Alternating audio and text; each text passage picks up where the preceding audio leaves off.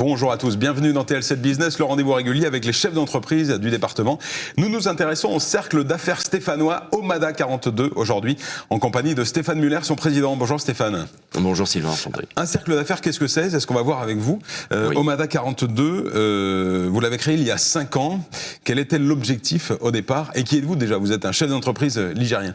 Oui, tout à fait. Alors moi, dans mes activités, je suis coach formateur en stratégie de communication et également en stratégie commerciale, notamment aussi pour des enseignes immobilières. Et effectivement, j'avais la volonté, avec les membres aujourd'hui du conseil d'administration, de fonder Omada, d'avoir cette proposition. Voilà, donc on l'a fondée en novembre 2019.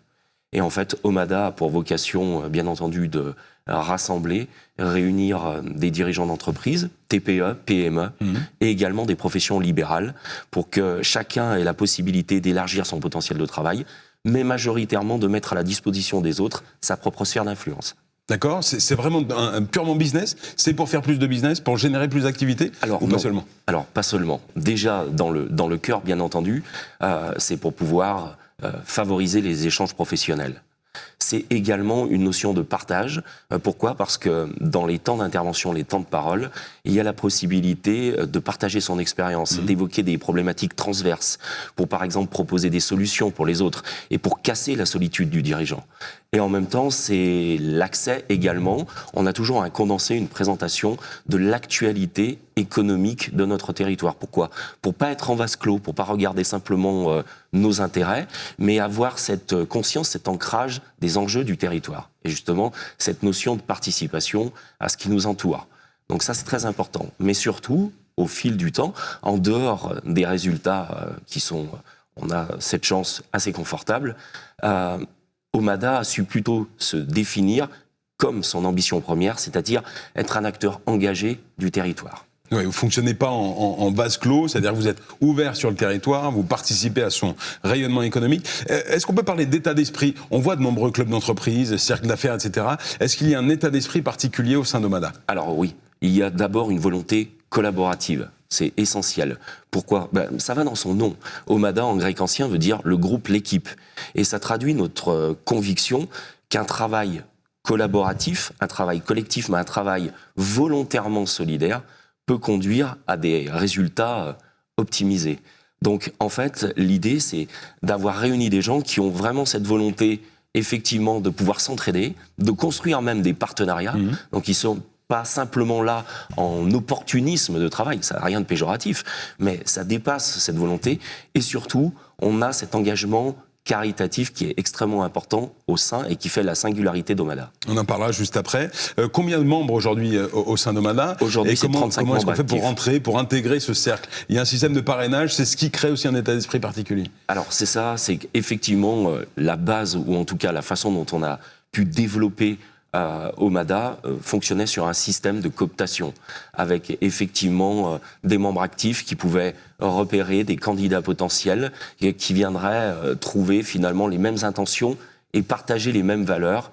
Voilà, et apporter justement leur identité au cercle. Et pourquoi ce système est essentiel justement et qu'il garantit justement de préserver l'état d'esprit ? Parce qu'en fait, justement, moi je tenais à cette notion de parrainage parce qu'on est responsable quelque part de la personne qu'on accueille. Garant.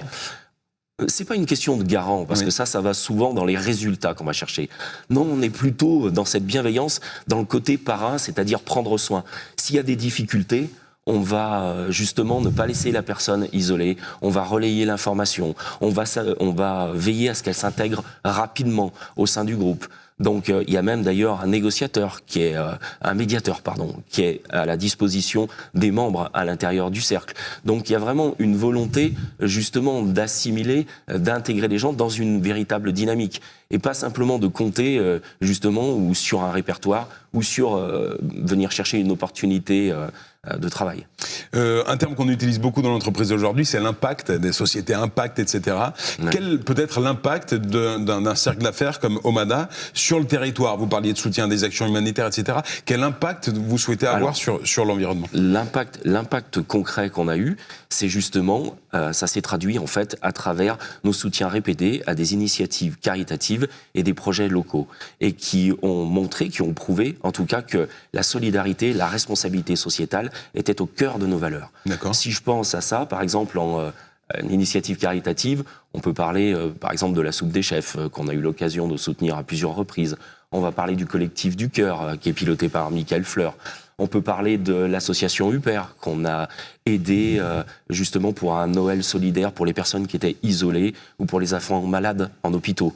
Ça peut être parfois des initiatives un peu plus mesurées. Je pense par exemple à Emmanuelle Fessy, qui est une cavalière émérite, qui a connu la maladie et qui aujourd'hui propose de l'équithérapie pour justement les femmes qui luttent contre le cancer. Et je pense par exemple, nous avons été démarchés pour aider un jeune homme qui est frappé par la mucoviscidose et nous l'avons aidé dans l'achat de matériel pour rendre son quotidien un peu plus agréable. Et si je pense à des projets locaux, le dernier en date, on est associé au CHU à Saint-Étienne, l'hôpital Nord, précisément au service pédiatrie B, pour la réalisation d'une fresque d'orientation qui va permettre aux familles, aux enfants, aux parents de s'orienter un peu plus dans le parcours hospitalier. Merci, voilà, c'est de l'impact. Stéphane Muller, il nous reste une quarantaine de secondes. On va terminer avec l'objet du jour. Oui, l'objet du jour, vous voyez, il est juste ici. Alors, c'est le sigle d'Omada. Finalement, c'est cette appartenance à cette communauté d'hommes et de femmes qui partagent justement la même vision et surtout les mêmes valeurs. Et qui me rappelle que depuis 5 ans, eh bien, chaque jour, on s'évertue, en tout cas, à les faire vivre et à les incarner. Vous parliez tout à l'heure d'isolement du chef d'entreprise, ça c'est hyper intéressant. C'est-à-dire que ce cercle d'affaires lutte aussi contre un phénomène dont on parle assez peu, c'est l'isolement, la solitude du chef d'entreprise. C'est la raison pour laquelle également on a ouvert un peu notre communication et aujourd'hui on est démarché par des gens qui souhaitent potentiellement intégrer le cercle. Donc on va à leur rencontre et on va voir si effectivement ça peut trouver du sens pour eux de venir nous rejoindre. Merci beaucoup Stéphane Muller, voilà, vous savez tout du cercle d'affaires stéphanois qu'est Omada 42. Merci de nous avoir suivis dans TL7 Business, à bientôt.